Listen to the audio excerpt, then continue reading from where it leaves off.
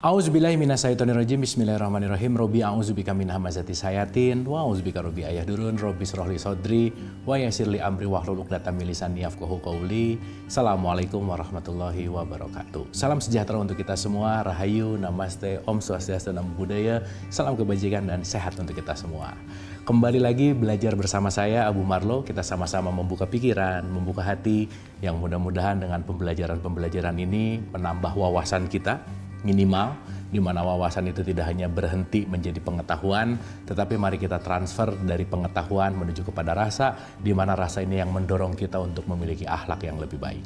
Oleh karena itu, sebelum kita belajar, ada baiknya kita menghadirkan diri kita utuh di sini saat ini, karena pembelajaran yang terbaik adalah ketika pikiran kita tidak loncat ke depan, tidak loncat ke belakang, kita hadir seutuh-utuhnya di sini. Dan untuk menghadirkan kita utuh di sini, mari kita menghening sejenak. Oleh karena itu, menghening dipersilahkan.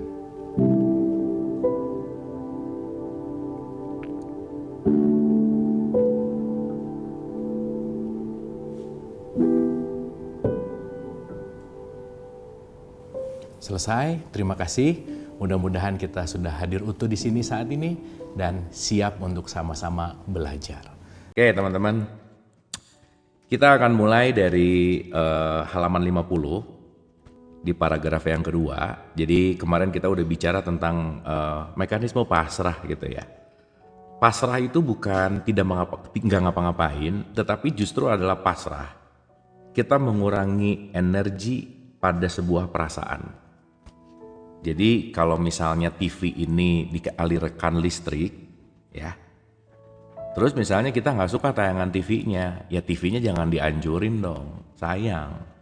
Cabut aja listriknya, maka dia mati gitu.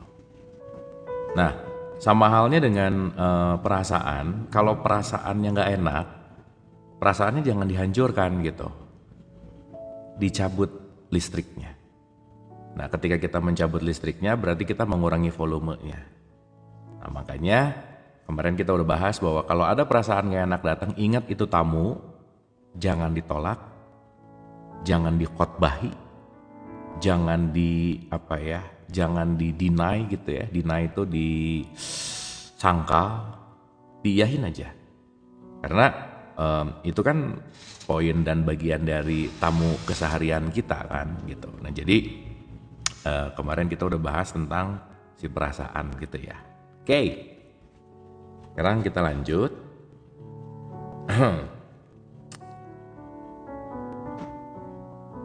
Ketika kita menjadi lebih akrab dengan pelepasan, kita akan tahu semua perasaan negatif berhubungan dengan ketakutan dasar kita terkait dengan keberlangsungan hidup atau survival.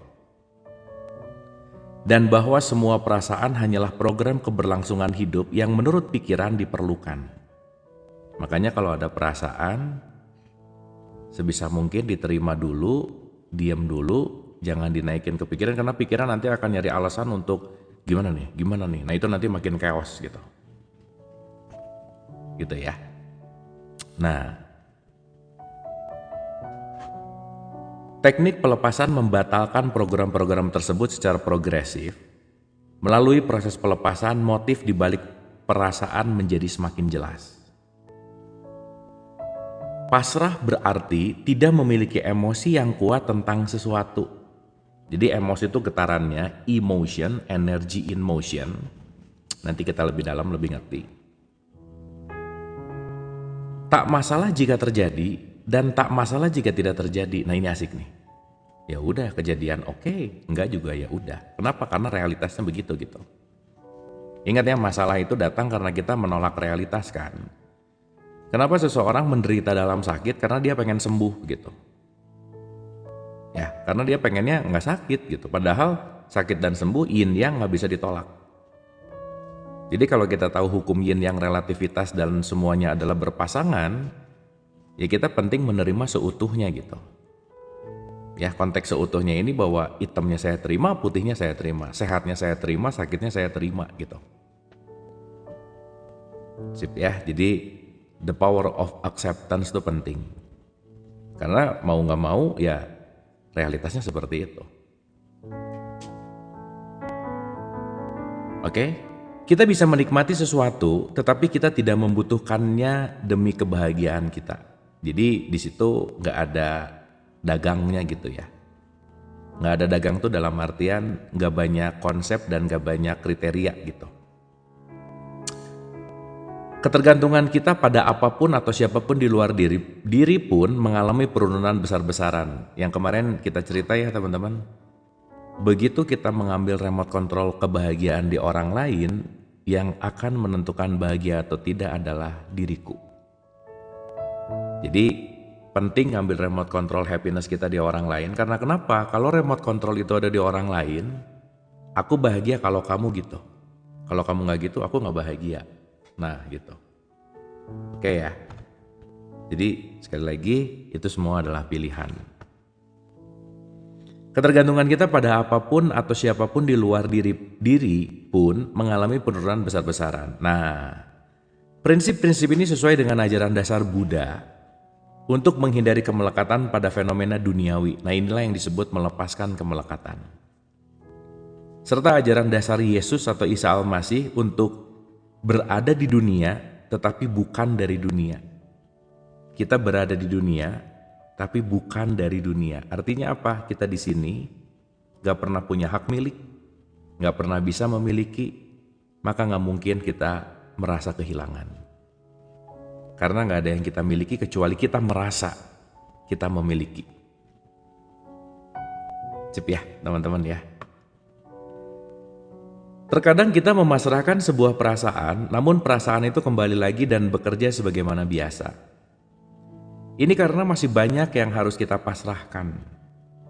Kita telah mengemukakan perasaan-perasaan sepanjang hidup, dan ada banyak energi yang ditekan yang perlu muncul dan diakui. Jadi teman-teman, kita tuh gudangnya penekanan perasaan ya. Banyak loh perasaan yang ditekan, yang kita nggak sadar dia tersembunyi di bawah sadar gitu. Nah nanti pelan-pelan meluap, dan nanti kita ngerti bahwa peluapan perasaan itu memang perlu orang lain gitu. Jadi nanti ketika kita ngerti bahwa orang lain yang datang ke kita itu hanya untuk meluapkan perasaan yang terpendam. Dan itu sebenarnya untuk menyembuhkan kita gitu. Maka nggak ada orang yang bisa bikin kita marah karena marahnya udah ada. Dia cuma ngingetin kamu masih ada marah. Makanya kalau ada orang bikin marah, nomor satu, terima kasih. Kenapa? Kamu ngingetin saya masih ada marah loh gitu. Anyway, dan itu kan nggak mudah ya teman-teman ya. Sangat nggak mudah. Dan itu perlu latihan gitu. Maka kenapa di momen besok Lebaran, Idul Fitri, itu mohon maaf lahir batin gitu. Nah, saya tadi pagi bilang bahwa yang terpenting itu sebetulnya bukan maaf lahirnya sih, tapi batinnya. Jadi sebenarnya kalau agak tepat adalah mohon maaf batin dan lahir gitu. Karena kadang kalau lahir dan batin, lahirnya minta maaf, batinnya nggak mau maafkan, jadi basa-basi gitu. Kadang-kadang kan maafnya jadi cuman ya tradisi aja, orang salaman pada batin, lahir batin, minal aizin, nah gitu. Tapi batinnya nggak benar-benar menerima dan nggak benar-benar memaafkan gitu. Nah jadi besok sebisa mungkin masa-masa Idul Fitri ini masa-masa benar kita letting go sebenarnya. Batinnya nerima gitu. Karena kalau batinnya udah nerima, lahirnya otomatis ikut. Tapi lahirnya ngomong memaafkan, tapi batinnya belum. Nah, itu ngulang tuh, muter-muter gitu. Ya, dapat ya teman-teman ya. Terkadang kita memasrahkan sebuah perasaan, namun perasaan itu kembali lagi dan bekerja sebagaimana biasa. Ini karena masih banyak yang harus kita pasrahkan. Kita telah mengemukakan perasaan-perasaan, kita telah menggemukkan perasaan-perasaan sepanjang hidup, dan ada banyak energi yang ditekan yang perlu muncul dan diakui. Ketika pemasrahan terjadi, serta-merta perasaan yang lebih ringan, lebih bahagia, hampir seperti melayang terjadi gitu. Caranya gimana? Lepasin. Sadar bahwa itu adalah realitas. Yang selama ini aku nyaman karena aku merasa dengan menyimpan perasaan ini aku lebih baik. Dengan tidak memaafkan bahwa aku sedang memperbaiki kamu gitu misalnya. Itu biasanya gengsi sih. Ya, gengsi. Gengsi gitu. Kan orang gengsi tuh gimana ya? Nggak menyadari bahwa ketika dia tidak memaafkan yang paling luka tuh dirinya gitu kira-kira. Lisannya nerima tapi hati belum, jadi numpuk gitu ya. Dan ini kebiasaan loh teman-teman, part dari habits gitu kira-kira. Dengan terus-menerus melepaskan, Anda sangat mungkin tetap berada dalam kondisi kebebasan. Anda sangat mungkin tetap berada dalam kondisi kebebasan. Perasaan datang dan pergi, dan akhirnya Anda menyadari bahwa Anda bukanlah perasaan-perasaan Anda. Nah, ini part yang paling penting nih. Anda bukanlah perasaan-perasaan Anda, tetapi Anda yang sejati sekedar menyaksikan perasaan-perasaan itu. Anda berhenti mengidentifikasikan diri Anda dengan perasaan-perasaan tersebut. Anda yang mengamati dan menyadari apa yang terjadi selalu tetap dan sama. Nah, teman-teman, beda antara aku marah dan aku sadar aku sedang merasakan marah. Itu beda ya. Ingat, perasaan bukan dirimu. Perasaan itu adalah objek, tools untuk kita hidup. Jadi kalau kita bicara bahwa kayaknya aku marah, enggak, aku sedang merasakan marah. Si aku lagi merasakan marah. Aku bukan marah. Ya, jadi Hawkins, Rupert Spira, semua ajaran-ajaran ya kesadaran mau mengingatkan bahwa kamu bukan perasaanmu. Kamu bukan pikiranmu. Oke, jadi kalau kamu bukan perasaan, kamu bukan pikiran, kamu adalah yang mengamati. Jadi kalau ada perasaan, amati dulu gitu. Nah, mengamati ini diam sesaat untuk mengamati, namanya saum gitu loh teman-teman. Jadi kalau ada sesuatu, saum dulu nih, jangan langsung reaktif gitu. Sehingga ketika kita reaktif, kita mengidentifikasikan diri kita dengan perasaan kita gitu. Sama dengan meditasi itu latihan, hasilnya meditatif. Dan ketika kita meditatif, kita saum. Kita tidak terjebak untuk kita bereaksi atas dasar perasaan gitu. Oh, ini harus latihan teman-teman, gak bisa enggak. Anyway. Ya. Oke.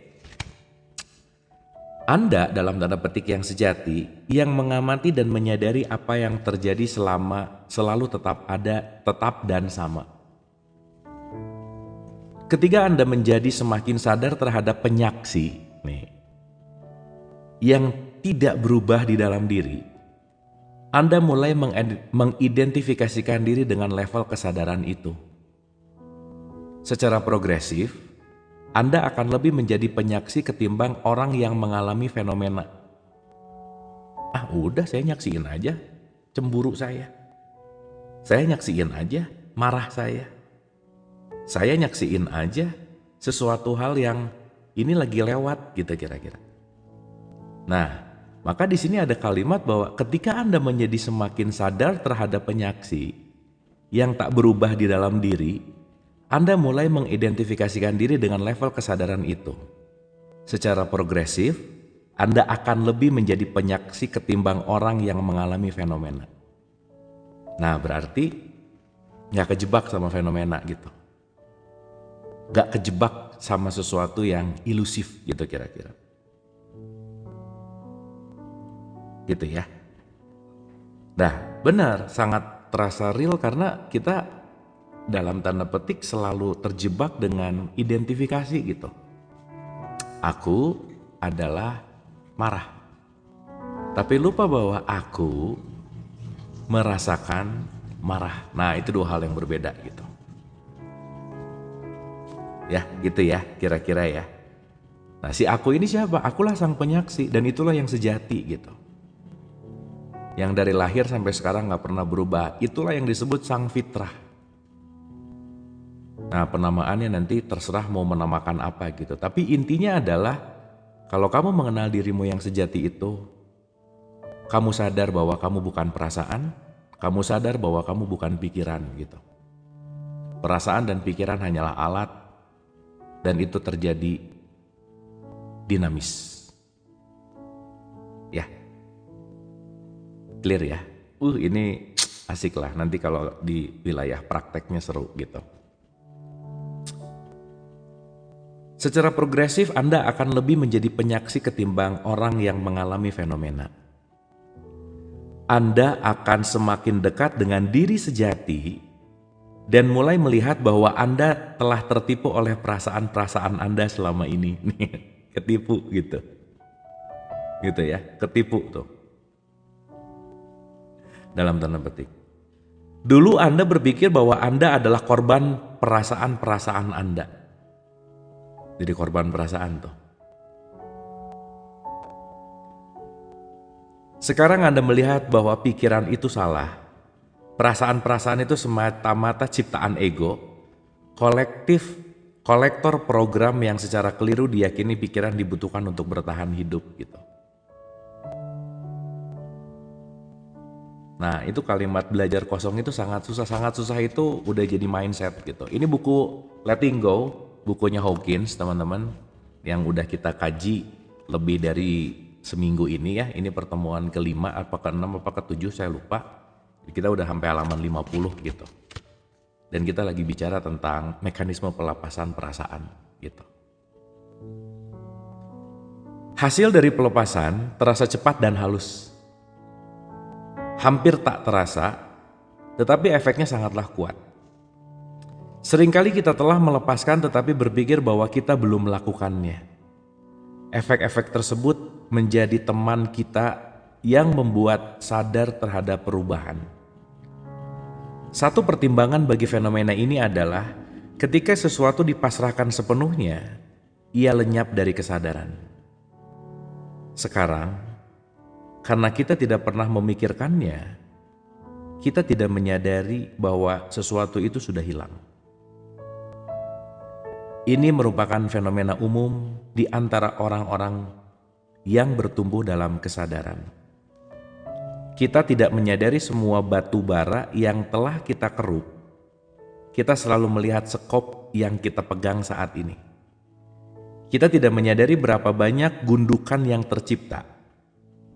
Seringkali teman dan keluarga kita adalah orang-orang pertama yang menyadari perubahan kita. Nah, makanya teman-teman, kenapa lingkaran satu atau circle satu itu menjadi penting dalam hidup? Karena nomor satu, mereka adalah guru terbaik untuk kita. Nomor dua, mereka adalah cerminan juga terbaik untuk kita gitu. Dan itu semuanya layer by layer betul. Jadi nyari guru spiritual gak usah jauh-jauh. Pasangan, anak, orang tua, tetangga, siapapun orang terdekat kita jadi sumber malapetaka biasanya. Jangan heran, kenapa? Sistemnya memang begitu. Karena kita sangat bisa disakiti hati sama orang yang kita sayang. Ya. Jadi kemungkinan besar kita disakiti sama orang yang kita sayang loh. Karena di situ ada kemelekatan. Sehingga ketika kita bicara dalam konteks pasangan adalah teman bertumbuh terbaik gitu. Sehingga nanti kita ngerti bahwa oh iya ya, teman atau circle satu, orang-orang terdekat adalah guru terbaik dalam hidup ini gitu. Musuh terbesar adalah ordal. Bener. Bener banget gitu. Gitu ya teman-teman ya. Makanya kenapa penting banget untuk ngeberesin sama lingkungan yang deket dulu gitu. Gitu ya. Masa sama orang lain sama yang di jauh baik hubungannya, tapi sama yang terdekat ngeberes hubungannya gitu. Gitu. Kak, jika kita ingin berdamai dengan seseorang, tetapi tidak direspon balik, kira-kira sikap kita gimana? Nggak penting direspon balik. Yang penting kitanya damai sama batin kita gitu. Urusan respon dia, urusan orang itu gitu. Karena kita nggak bisa merubah siapapun. Gitu kira-kira. Nah jadi nggak usah terlalu sibuk bagaimana kita merubah orang lain karena nggak bisa. Karena faktor eksternal bagian yang nggak bisa kita kontrol. Dan selama kita mulai fokus kepada yang bisa kita kontrol, kita akan lebih fokus kepada diri kita untuk menerima dan memaafkan daripada kita pengen merubah gitu. Itu poinnya teman-teman. Sip ya. Nah jadi ini Hawkins mau ngasih tahu juga bahwa lingkungan sekitar kamu nanti lingkungan sekitar kita nanti akan ngerasain juga kok gitu. Gitu intinya. Nah, kita tidak menyadari semua yang tadi ya, udah ya. Seringkali teman dan keluarga kita adalah orang-orang pertama yang menyadari perubahan kita. Ini yang tadi ya. Oke. Untuk melacak kemajuannya, banyak orang membuat daftar pencapaian mereka. Ini membantu mengatasi resistensi yang biasanya berupa belum terasa efeknya. Adalah umum bagi orang-orang yang biasanya menilai sesuatu dari pencapaian untuk mengklaim, teknik ini tidak berfungsi. Sesekali kita perlu mengingatkan diri sendiri seperti apa diri kita sebelum memulai proses ini. Jadi kadang-kadang teman-teman suka ngerasa bahwa aduh kayaknya saya belajar letting go atau saya belajar apa kajian ini kayaknya nggak berhasil deh. Tapi mulai disadari gitu. Kok saya nggak semarah 2 tahun lalu ya misalnya. Kok saya nggak sebenci setahun lalu ya gitu. Nah kalau udah mulai itu terjadi, itu akan meningkatkan bahwa ada perubahan gitu. Gitu ya teman-teman. Karena perubahan sekecil apapun penting untuk disyukuri gitu ya. Penting banget untuk disyukuri. Karena ingat ya, kita menumbuhkannya aja, melekatkannya aja seumur hidup gitu. Nggak bisa selesai dalam beberapa tahun tuh nggak bisa. Kerasa deh teman-teman kalau udah mulai belajar gini gitu ya.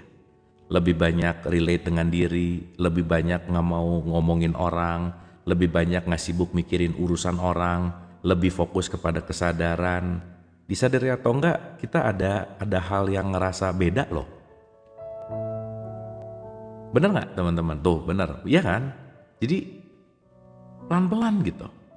Dan kita akan berputar di frekuensi ini tanpa apa ya? Bukan karena nggak ada alasannya bahwa kita emang diputerin ke frekuensi ini gitu. Gitu. Jadi kalau pakai bahasanya bahwa kalau tubuh kita lapar dia akan teriak lapar karena dia pengen makan makanan. Tapi kalau jiwa kita lapar, dia akan pengen mencari ilmu dan haus akan ilmu kesadaran gitu. Dan kalau kitanya letting go, kalau kitanya berserah, semesta akan mempertemukan dengan metode apapun. Mau lewat room TikTok, mau lewat buku, mau lewat siapa. Itu pasti akan ngebawa ke situ. Karena kalau si muridnya siap, ya gurunya pasti datang gitu. Makanya jangan heran teman-teman kalau udah ada di kumparan ini akan ketemunya itu-itu lagi gitu. Bener seleksi alam. Dan itu gak bisa dipaksain. Gak bisa dipaksain. Gitu. Makanya kalau kita sekarang pengen maksain pasangan atau orang dekat, kamu kayaknya harus gini, belajar yang aku belajar, ini gak bisa teman-teman, dan gak usah lah gitu. Gak usah ngajak-ngajak ke ilmu ini, tunjukin aja kalau kita udah belajar dengan sifat kita yang lebih sweet gitu. Dengan perilaku kita yang lebih oke gitu. Gak usah diceramahin, dikasih wajangan, gak usah. Nanti pelan-pelan lingkungannya akan ngerasa, kok kamu jadi lebih gak cerewet ya? Nah, oh iya dong, kan aku belajar letting go. Nah, kalau udah ada bukti, orang akan mulai noleh gitu. Oh, nanti mulai nanya, emang letting go apa sih? Nah, udah. Kalau udah mulai nanya, 50% pintunya udah kebuka gitu. Gitu kira-kira. Nah, jadi nggak bisa dipaksain ya, anyway. thank you ya teman-teman, setuju nih ketemu orang-orang dengan frekuensi sama, kita belajar bareng, pokoknya kita bisa ngerasain. Even mungkin kita nggak ngerti semua, tapi rasain deh, ada yang beban lepas gitu loh teman-teman. Kenapa? Karena kita ada di kumparan energi itu sekarang gitu. Yang pengen nyari gini-gini tuh pasti dengan bebannya berat, pengen ngelepasin. Nah kita dipertemukan dengan pelepasan-pelepasan di frekuensi yang sama, jadi nyaman gitu. Dan sorry ya, untuk orang yang gak sefrekuensi gak akan betah di room ini, gak mungkin aja. Penuh judgment, penuh denial gitu. Ngerasa, aku sih gak butuh ini gitu. Gak bisa dipaksain. Gitu, jadi mampir pergi. Yang bertahan pasti yang sefrekuensi gitu. Gitu teman-teman. Sip ya, asik. Semangat pokoknya teman-teman. Dan mari kita tunjukkan pelajaran kita dengan aksi, bukan dengan wejangan gitu. Karena kalau dengan aksi, sekitar kita akan ngerasa gitu. Dan kalau sekitar kita ngerasa, pasti ada feedback gitu. Daripada kan kita ngasih wejangan mulu gitu ya. Ada bukti, benar. Letting go. Bukunya David Hawkins. Gitu. Nah ide baca buku ini tuh kan kalian kan jarang atau malas baca buku ya. Ini banyak yang udah punya buku tapi nggak dibaca gitu. Jadi saya bacain, teman-teman dengerin aja gitu. Jadi kita sama-sama belajar gitu kira-kira. Sampai sini oke ya teman-teman ya. Nggak sadar senyum-senyum sendiri. Mantap. Oke. Teman-teman, by the way kita udah mau masuk ke chapter baru. Kita nambah 4 paragraf boleh teman-teman? Masih betah nggak? Masih harus siap-siap? Masih harus siap-siap. Udah harus siap-siap ini itu belum? Kalau masih betah kita lanjut. Kalau dirasa udah selesai kita closing. Lanjut atau udahan dulu? Yang mana? Oh terus betah ya? Oke. Masih betah. Oke. Nah saya takutnya ada yang harus masak lah, harus siap-siap kan besok mungkin kita lebaran ya. Jadi kita lanjut aja ya. Oke deh. Sip ya. Sampai sini clear teman-teman? Biar paham. Sip, mantap. Tenang, nanti pasti akan kita ulang-ulang. Kita ulang-ulang. Karena pengulangan itu kunci ya. Nah, sip, clear. Oke, kita lanjut ya teman-teman ya. On proses, mantap. Semangat. Oke. Kayaknya sebelum chapter baru supaya semangat kita ini dulu nih sedikit ya ice breaking nih. Continue ya, kita santai lagi, relax lagi. Oke. Yang punya kesempatan ada kertas sama bolpen boleh disiapin ya, seperti biasa ya. Ini saya pakai versi bahasa Indonesianya. Karena kemarin ngomong pakai bahasa Inggris, banyak yang komplain, jadi kita pakai versi bahasa Indonesia. Letting go. Banyak kok di keranjang kuning TikTok banyak. Problemku nggak ada batas, ya setiap orang juga problemnya nggak ada batas.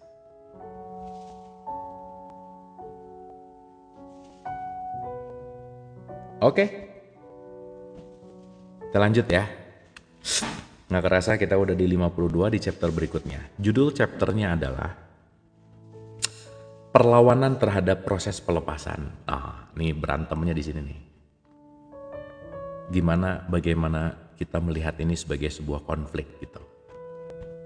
Ya, teman-teman jangan lupa problem itu pro and balance artinya bergerak maju. Jadi kalau ada problem itu artinya supaya kita bisa maju. Karena kalau nggak ada problem kita mandek. Jadi kalau kita mandek kita nggak maju gitu. Ya saya tuh nggak jualan teman-teman, jadi teman-teman cari aja ya. Nah jadi saya nggak pasang showcase gitu, sorry ya. Anas nggak lagi bahas Anas sekarang, nanti kapan-kapan kita bahas ya. Oke, kita lanjut ya.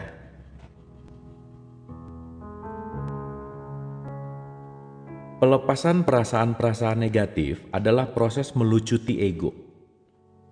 Ya, jadi ego tuh si powernya gitu. Yang akan terus melawan di setiap kesempatan. Ini bisa mengakibatkan skeptisisme terhadap teknik pelepasan.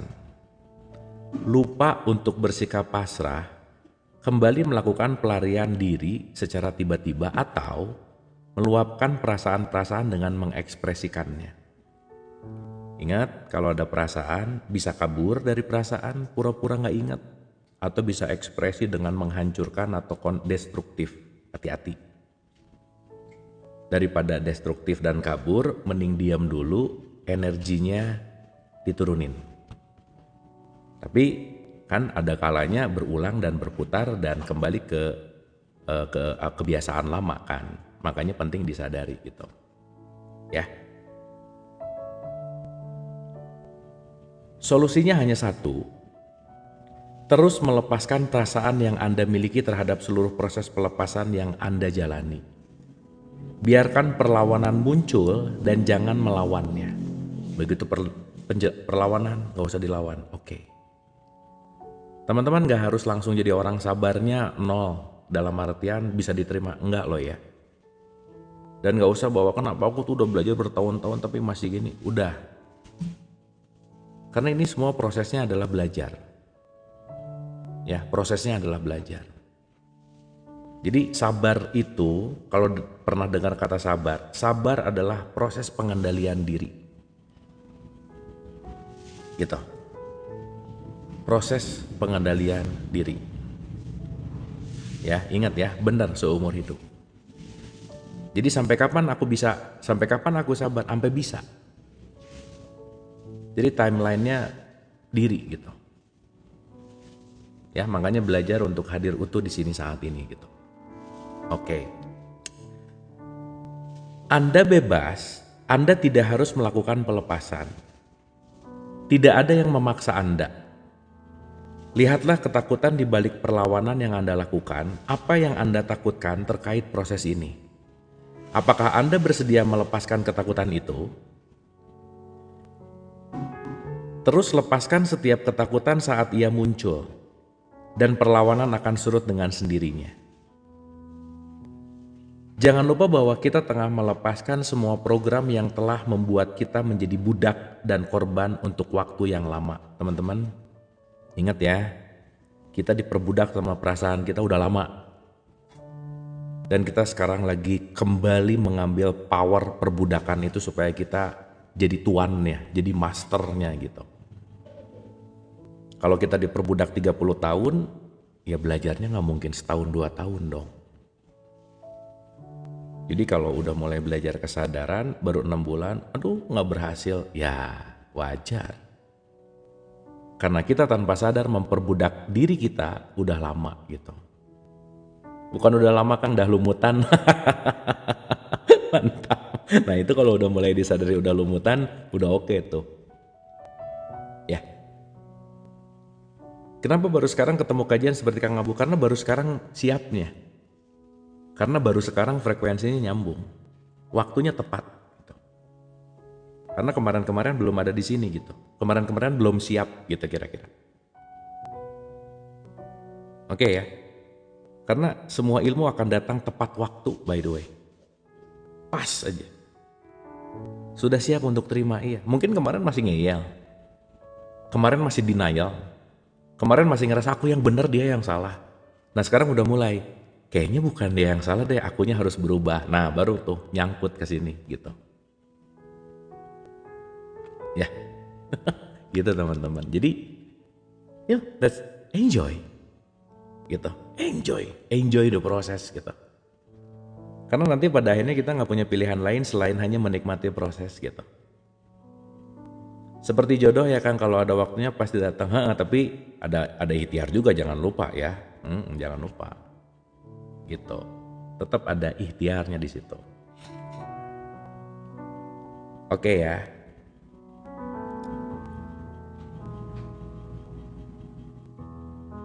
Jangan lupa bahwa kita tengah melepaskan semua program yang telah membuat kita menjadi budak dan korban untuk waktu yang lama. Program-program ini membutakan kita terhadap kesejatian identitas kita. Ego kehilangan pijakan dan akan senantiasa mencoba segala macam cara untuk menggagalkannya, baik dengan trik ataupun gertakan. Begitu kita mulai melepaskan dan bersikap pasrah, kekuatan ego akan semakin berkurang dan ia tinggal menghitung hari. Salah satu trik ego adalah tidak menyadari teknik itu sendiri. Misalnya, ego tiba-tiba berpikir bahwa mekanisme pasrah tidaklah berfungsi. Semuanya masih sama, membingungkan, dan terlalu sulit untuk diingat dan dilakukan. Nih yang tadi, susah ya, nggak berhasil. Susah ya, nggak berhasil. Dah gitu. Dah tuh, hati-hati. Ingat ya, meskipun 1 sentimeter itu berproses. Cuman karena naiknya 1 sentimeter nggak kelihatan gitu. Nah kita pengennya cepat, instan. Teman-teman lepaskan diri dari instan. Nggak ada yang instan. Oke? Camkanlah bahwa justru itu merupakan tanda kemajuan yang nyata. Ini berarti ego tahu kita memiliki pisau untuk melepaskan diri kita dari cengkeramannya. Ego bukanlah teman kita seperti Master Control dalam film Tron 1982. Wah ini filmnya saya baru lahir nih. Ia ingin memperbudak kita dengan program-programnya. Ego itu, aduh nanti saya jelasin lebih detail ya. Tapi setan itu biasanya hadir di bisikan bentuknya pikiran teman-teman. Makanya yuwas wisufi sudur yang ngebisikin tuh dari sini nih biasanya. Gitu ya, jadi hati-hati sama bisikan pikiran. Gak semua bisikan pikiran harus diiyahin gitu. Makanya kalau bisa berhenti di pikiran, jangan dibawa ke sini. Proses di sini. Karena kalau di sini nggak diproses, ke sini diiyahin jadi perilaku gitu. Nah di sini nih dibisikin terus. 5 pengen 10, 10 pengen 20 gitu. Ya di situ ada logika, di situ ada pembenaran, di situ ada keinginan sih. Waspada sama keinginan teman-teman, waspada aja. Ya bukan nggak boleh punya keinginan, tetapi waspada dengan keinginan. Nah nanti jadi memori benar. Dari memori diambil masuk ke sini, dirasain kayak anak loncat ke sini, emosi, wah udah, itu nanti muter-muter gitu. Nah makanya kalau kita belajar jadi penyaksi tadi, oh ternyata tadi cuman perasaan ya gitu. Bukan aku yang marah, perasaan yang lagi bertamu gitu. Ya kan kalau kita udah mulai waspada, banyak hal yang kita akan lakukan efektif gitu kira-kira. Melepaskan adalah kemampuan natural, bukan sesuatu yang baru atau asing. Bukan ajaran esoterik, gagasan orang lain, atau sistem keyakinan. Kita hanya menggunakan hakikat batin kita sendiri untuk menjadi lebih bebas dan bahagia. Saat melepaskan, tidaklah ada gunanya untuk berpikir tentang teknik ini. Lebih baik jalani aja, teman-teman. Kebanyakan dari kita sibuk nyari teknik tapi nggak mempraktekkan gitu. Sibuk nyari olahraga yang paling pas untuk diri. Cek A, B, C. Saking sibuknya udah sebulan nggak olahraga gitu misalnya. Ya, nyari mulu. Kayaknya ini cocok deh, dilihat kurang aku kurang nggak suka sama gerakan itu. Lihat ini cocok, ini. Udah, akhirnya kita nggak ngapa-ngapain loh. Ngebandingin mulu gitu. Ya, benar nggak? Makanya olahraga yang terbaik adalah olahraga yang disempatkan. Disempetin dong, kerjain gitu. Ya, jadi kita jangan muter-muter di mikirin lagi, nyari referensi lagi gitu. Relakap mulutnya. Kira-kira gitulah ya teman-teman ya. Zip ya. lebih baik jalani aja, nih kata si Hawkins juga. Pada akhirnya akan terlihat bahwa seluruh pikiran akan terus melawan. Seluruh pikiran atau thought adalah citra yang diciptakan oleh akal pikiran, mind, untuk mencegah kita mengalami apa yang sebenarnya. Jadi teman-teman, di dalam diri kita tuh banyak yang berantem, yang satu pengen realitas, yang satu pengen ngelawan realitas gitu. Ya. Nah, kalau kita udah menyaksikan yang berantem itu, kita bisa mengambil keputusan gitu. Ilusi, bener. Ketika kita telah melepaskan untuk sejenak dan mulai mengalami apa yang sebenarnya terjadi, kita akan mentertawai pikiran kita. Ya, makanya teman-teman hati-hati sama panca indera ya. Panca indera ini sesuatu yang fragile. Duh, fragile tuh apa ya? Rapuh. Hati-hati ya, ngelihat dari jarak tertentu, itu kalau langsung kita ngambil keputusan, bahaya loh. Mata ngelihat pensil dimasukin ke gelas yang isinya air, itu dianggap bengkok, bener nggak? Patah hati ini apa tiba-tiba patah hati? Bukan. Jadi begitu si gimana ya bahasanya ya? Nih, saya kasih contoh ya. Betapa fragile-nya panca indera nih. Betapa fragile-nya panca indera kita, teman-teman. Makanya jangan terlalu percaya sama panca indera gitu. Contoh. Ada 2 joker sama 2 hati di tengah. Sok lihat dulu yang baik-baik nih. Ya. Udah jelas nih 2 joker sama ada 2 hati di tengah-tengah. Ya, kita akan membuktikan betapa fragile-nya mata panca indera gitu. Ya, nah sekarang saya balik. Berarti kan yang di tengah 2 hati gitu. Tuh. Ya, tuh. Nah, tuh. 2 hati. Nah, berarti yang di tengah udah kita ambil. Si 2 jokernya kita simpen. Nah kan gimana gitu ya? Karena fragile banget, padahal nggak ngedip dari tadi gitu.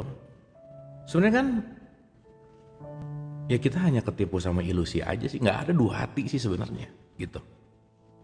Itu hanya ilusi aja sih sebenarnya gitu. Seakan-akan gitu. Nah teman-teman baru saja menyaksikan sebuah ilusi gitu. Ya. Tapi yang melakukan ini cuma bisa pesulap sih. Ya udah biasa aja. Jadi apa? Nah maksudnya adalah, ketika kita melihat sesuatu sebagai sebuah ilusi, semakin dekat, semakin kita akan melihat apapun konteksnya, itu lebih realitas gitu kira-kira. Nah ini maksud saya, jangan terlalu cepat mengambil keputusan gitu. Atau anomali, oke. Semua bentuknya ada anomalinya gitu. Sip ya teman-teman ya. Dapat ya? Ditipu penglihatan. Oke ya. Oke. Nah,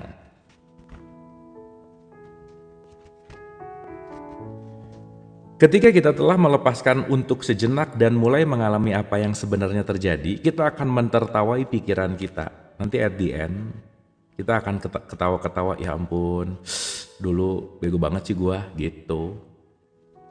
Ya teman-teman, akan ada saatnya kita akan mentertawai diri kita gitu. Ya itu penting. Anyway, pikiran itu palsu, hayalan konyol yang mengaburkan kebenaran. Mengejar pikiran akan membuat kita sibuk tanpa henti. Tertawai kalau rata-rata kita lagi jatuh cinta. Kita tahu orang jatuh cinta jadi pada bego ya, karena dia terhijack oleh hormon. Jadi orang bego semua. Hujan-hujan dikejar, gimana? Wah udah jadi kayak orang bego aja ya. Ntar begitu sadar, ya ampun gitu banget gua ya gitu. Makanya teman-teman kalau lagi jatuh cinta jangan janji ya. Kalau lagi jatuh cinta yang sehidup semati ya, pret aja udah gitu kira-kira ya. Udah itu lagi mabuk ya. Lagi di hijack aja ya. Namanya juga fall in love. Nah, fall in tuh jatuh. Tapi kayaknya kelihatannya dari usia-usia yang nonton ini bukan usia-usia jatuh cinta ya, kelihatannya ya. Nah, usia-usia yang udah mulai agak trauma sama cinta, kelihatannya ya. Nah, gitu kira-kira ya. Cuman kelihatan aja ya, dari komen-komennya ketahuan sih gitu. Ketahuan yang dulu bilang, kamu adalah lelaki ideal untukku. Abis gitu 3 tahun berikutnya kecewa gitu kira-kira. Gitu kira-kira ya. Nah, dari komen-komennya ketahuan lah gitu. Banyak yang disakiti gitu. Ya, power sama cinta. Gitu kira-kira. Trauma, bener. Kapok tuh lihat. Oh udah tuh, udahlah. Ketahuan ya. Sip. Oke ya. Nanti di tengah-tengah ada bahasan tentang cinta yang esensial. Keren banget gitu. Anyway, nanti kita akan ngerti teman-teman. Kita akan ngerti. Jadi kadang-kadang jadi jomblo tuh beruntung ya. Nah ini mantan jomblo yang tersakiti juga nggak asik ternyata. Nah itu paradoksnya hidup by the way ya. Ya,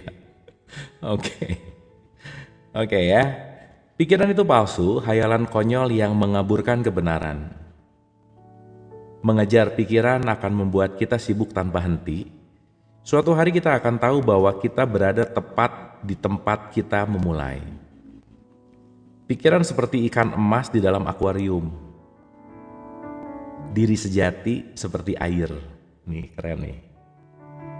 Diri sejati adalah ruang di antara pikiran-pikiran atau lebih tepatnya medan kesadaran hening yang meliputi semua pikiran. Kalau Hawkins menggambarkan ikan emas dan akuarium, saya mungkin lebih mudah untuk menggambarkan tentang langit dan awan. Teman-teman, belajarlah menjadi langit yang selalu melihat awan hitam dan putih silih berganti.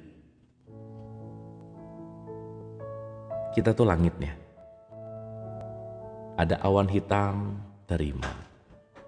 Awan putih, terima. Karena cepat atau lambat, semua akan mengalir. Gitu. Ya. Nah, jadi belajar untuk menjadi manusia langit lah dalam tanda petik, jangan manusia awan gitu. Atau dalam bahasa ini, belajar untuk menjadi manusia ruang, jangan manusia perabotan gitu. Nah, benar tuh kata Pak Wisnu, ntar juga lewat gitu. Petir juga terima sih. Tapi kalau ada petir jangan diem aja, jangan gitu ya. Nah disitulah beda tipis antara sabar dan bego gitu ya.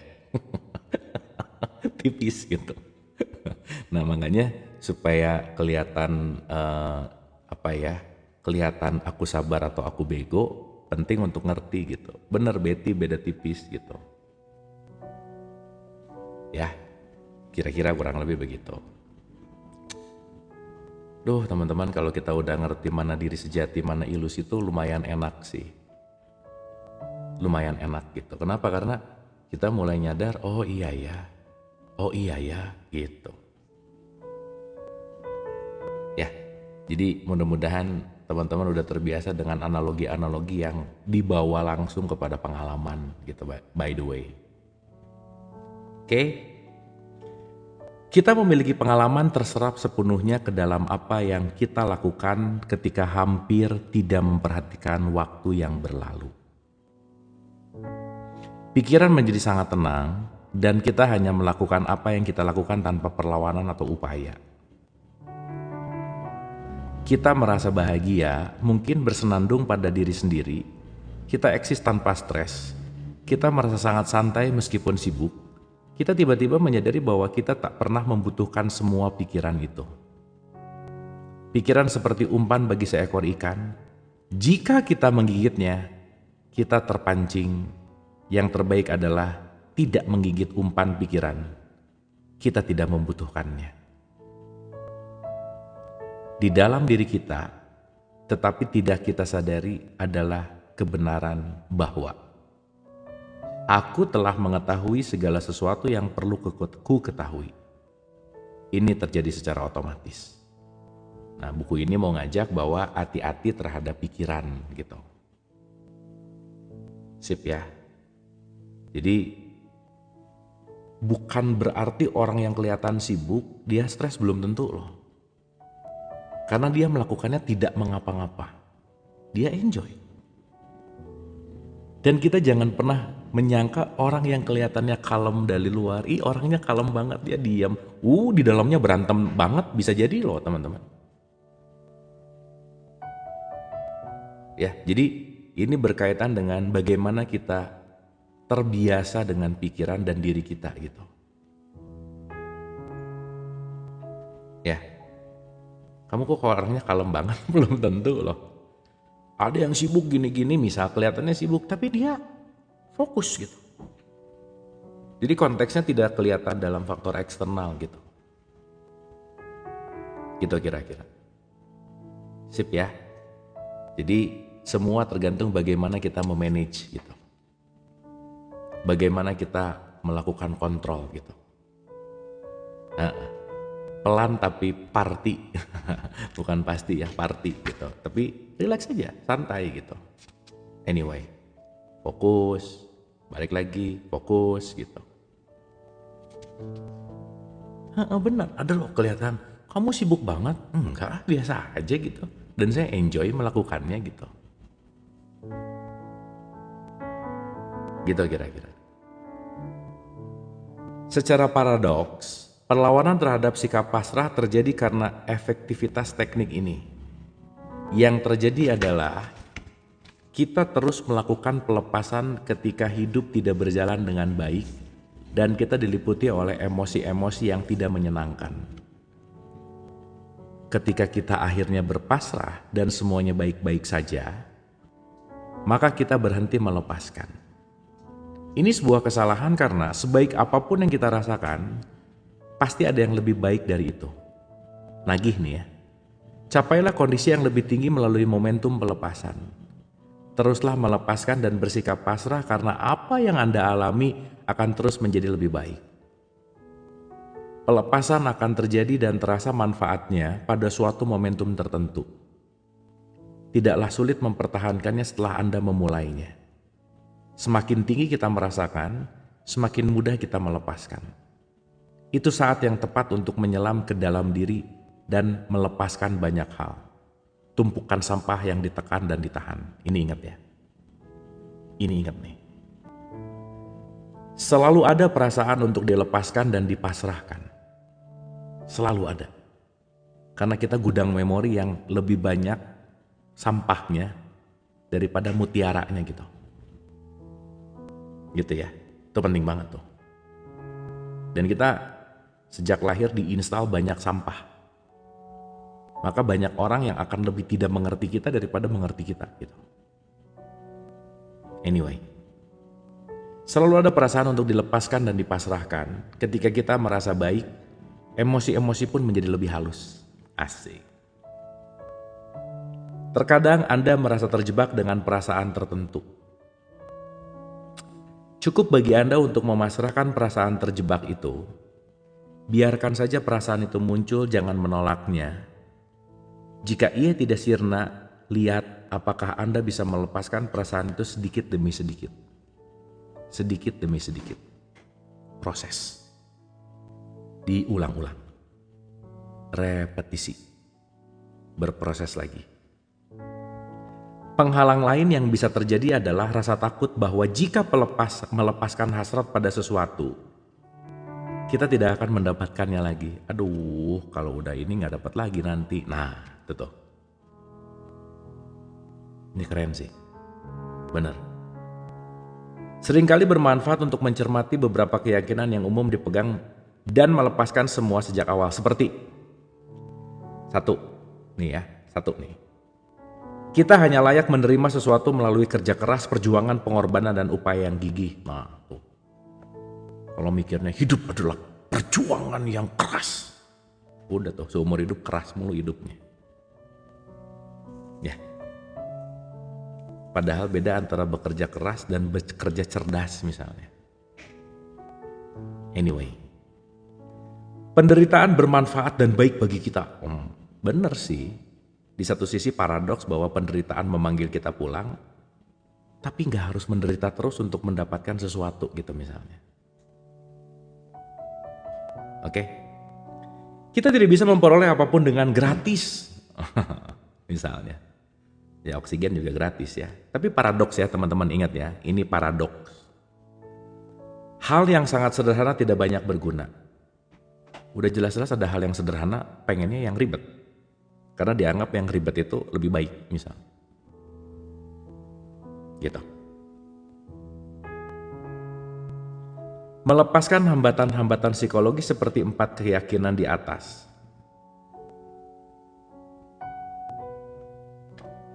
Sorry, ada TikTok ngasih warning. Melepaskan hambatan-hambatan psikologi seperti 4 keyakinan di atas dengan teknik pelepasan dan sikap pasrah akan memberi Anda kegembiraan karena kemudahannya.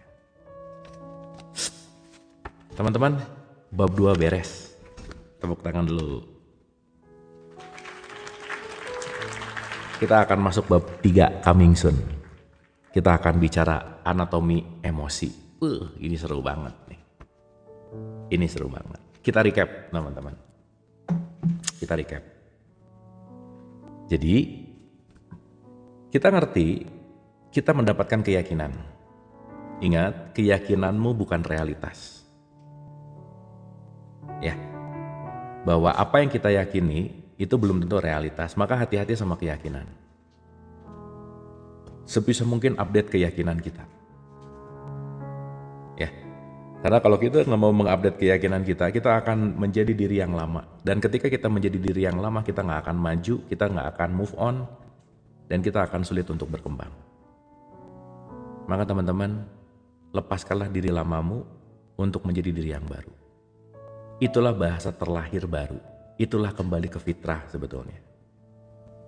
Sehingga ketika kita menyadari bahwa ada sang penyaksi dan ada perasaan, ada sang penyaksi dan ada pikiran, aku bukan perasaanku, aku bukan pikiranku, aku bukan namaku, aku bukan jabatanku, aku adalah penyaksi dari ini semua. Dan ini semua akan menjadi sesuatu yang mengalir gitu kira-kira. Dan menjadi apa ilmu ini tergantung kita. Apakah akan kita gunakan dalam keseharian atau hanya berhenti dalam teori atau hanya lewat, itu semua tergantung dari bagaimana kita mengaplikasikannya gitu kira-kira. Tapi at least teman-teman, kita dapat knowledge-nya dan kita mendapatkan kesadarannya dan kita bisa mengaplikasikannya gitu. Oke teman-teman, seenggaknya kita mulai menyadari tentang perasaan ini. Dan kita mulai menyadari tentang bagaimana kita bisa menyaksikan perasaan. Dan pada akhirnya ngerti bahwa itu perasaan hanya tamu yang lewat gitu.